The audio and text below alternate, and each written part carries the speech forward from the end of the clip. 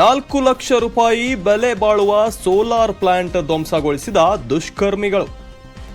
ಹೌದು, ಶಿಗ್ಗಾಂವ್ ತಾಲೂಕಿನ ಹೊಸೂರು ಗ್ರಾಮದ ಯಲ್ಲಪ್ಪ ಹೊಸಮನಿಯವರ 4.15 ಗುಂಟೆ ಜಮೀನಿನಲ್ಲಿ ಕೊಳವೆ ಬಾವಿ ಹಾಕಿಸಿ ಸರಿಯಾದ ಸಮಯಕ್ಕೆ ವಿದ್ಯುತ್ ಬಾರದೇ ಇರುವ ಕಾರಣಕ್ಕೆ ಅಂದಾಜು 4 ಲಕ್ಷ ಬೆಲೆ ಬಾಳುವ ಆಸ್ಟ್ರೇಲಿಯಂ ಪ್ರೀಮಿಯಂ ಇಂಡಿಯಾ ಲಿಮಿಟೆಡ್ ಕಂಪನಿಯ 7.5 HP ಸಾಮರ್ಥ್ಯದ ಸೋಲಾರ್ ಪ್ಲಾಂಟ್ ಅಳವಡಿಸಿದ್ದರು. ದಿನಾಂಕ 17 ಜುಲೈ 2026ರಂದು ರಾತ್ರಿ ಸಮಯದಲ್ಲಿ ದುಷ್ಕರ್ಮಿಗಳು ಕಬ್ಬಿಣದ ರಾಡ್ನಿಂದ ಸೋಲಾರ್ ಪ್ಲಾಂಟ್ ಒಡೆದು ಸಂಪೂರ್ಣವಾಗಿ ಧ್ವಂಸಗೊಳಿಸಿ ಪರಾರಿಯಾದ ಘಟನೆ ಶಿಗ್ಗಾಂವ್ ತಾಲೂಕು ಹೊಸೂರು ಗ್ರಾಮದಲ್ಲಿ ನಡೆದಿದೆ. ತಡಸ್ ಪೊಲೀಸ್ ಠಾಣೆಯಲ್ಲಿ ಪ್ರಕರಣ ದಾಖಲಾಗಿದ್ದು ದುಷ್ಕರ್ಮಿಗಳಿಗಾಗಿ ತನಿಖೆಯನ್ನ ಪ್ರಾರಂಭ ಮಾಡಿದ್ದಾರೆ.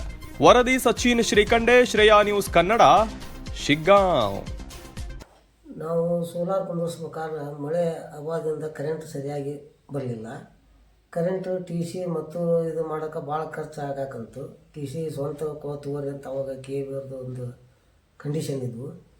ಆ ಕಂಡೀಷನ್ ಮಾಡಿ ಬೇಡ ಅಂತಂದು ನಾವು ಸ್ವಂತ ಸೋಲಾರ ಈಗ ಇವು ಈ ಸಬ್ಸಿಡಿ ಇದು ಅರ್ಜಿ ಕರೆದ್ರು.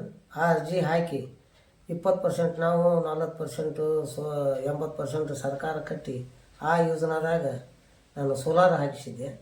ಆ ಸೋಲಾರ್ 7.5 HP ಸಾಮರ್ಥ್ಯದ ಒಂದು ಮೋಟ್ರನ್ನ ಕುಂದಿರ್ಸಿ ಅವರು ಹೋಗಿದ್ರು. ಈಗಾಗಲೇ 3-4 ತಿಂಗಳ ದಿನ ಆಗಿತ್ತು ಅವ್ರು ಕುಂದಿರ್ಸಿ. ಈಗ ಅದನ್ನು ಯಾವುದೋ ಕಿಡಿಗೇಡಿಗಳು ಬಂದು ಮೊನ್ನೆ 17ನೇ ತಾರೀಕಿಗೆ ರಾತ್ರಿ ಅದನ್ನು ಧ್ವಂಸಗೊಳಿಸಿ ಯಾವುದೂ ಏನು ಬರ್ದಂಗೆ ಅದನ್ನು ಮಾಡಿ ಹೋಗ್ಯಾರ.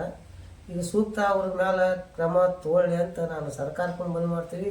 ಈಗ ಒಟ್ಟು ನಾನು ಅಲ್ಲಿ 4 ಎಕರೆ 15 ಗುಂಟೆ ಜಮೀನು ಸರ್ವೆ ನಂಬರ್ 95/3ರಲ್ಲಿ ಐತಿ.